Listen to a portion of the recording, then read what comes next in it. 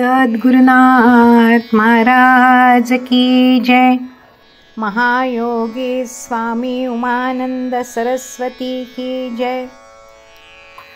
श्री गुरुगीता हा गुरुभक्ती योगाचा मंत्रराज आहे।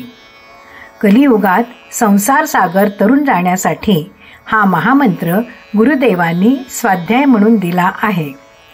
श्री गुरुगीतेतील संस्कृत श्लोकांचा अर्थ महायोगी स्वामी उमानंद सरस्वती यांच्या श्री गुरुगीतार्थेश्वरी या विवेचनाच्या आधारे आपण जाणून घेत आहोत।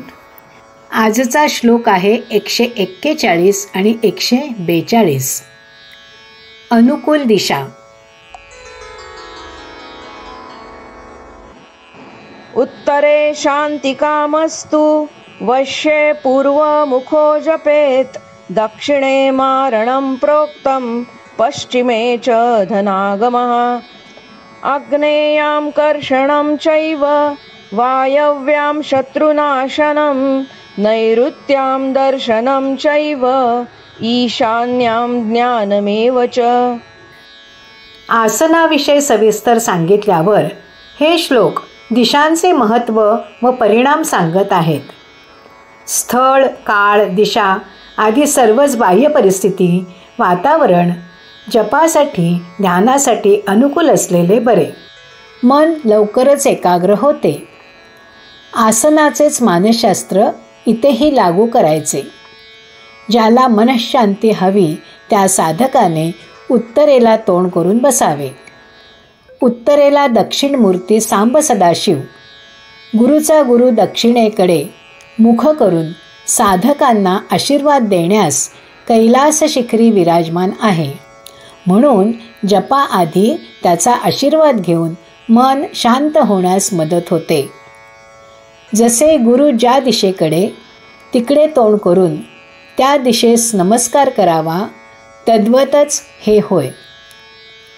वशीकरणासाठी पूर्वेस तोंड करून जप करावा। जारण मारण विद्येसाठी, शत्रूच्या पारिपत्यासाठी, वैरभाव नाशासाठी दक्षिणेस तोंड करून बसावे आणि धनप्राप्तीची इच्छा असल्यास पश्चिम दिशेला तोंड करावे। व्यक्ती व वस्तू आकर्षित करण्यास, लोकप्रिय होण्यास आग्नेय दिशेस, शत्रूच्या नाशासाठी वायव्य दिशेस, देवदर्शनासाठी नैऋत्येस व ईशान्येस ज्ञानसाधनेसाठी मुख वळवून बसावे। अशा विधीने युक्त आसन व अनुकूल दिशांची मदत घेतली तर आपला कार्यभाग होणारच अशी श्रद्धा साधकाच्या मनात उत्पन्न झाली तर तो स्वस्थ होईल। हा उद्देश ठेवूनच बाह्य गोष्टींना एवढे महत्त्व देण्यात येत आहे हे सुज्ञांनी जाणावे।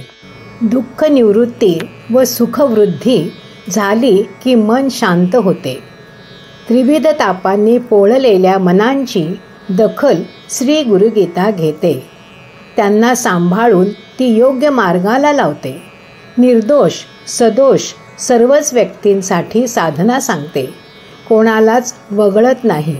प्रत्येकाचा कल बघून योजना सांगते हे विशेष। सद्गुरुनाथ महाराज की जय।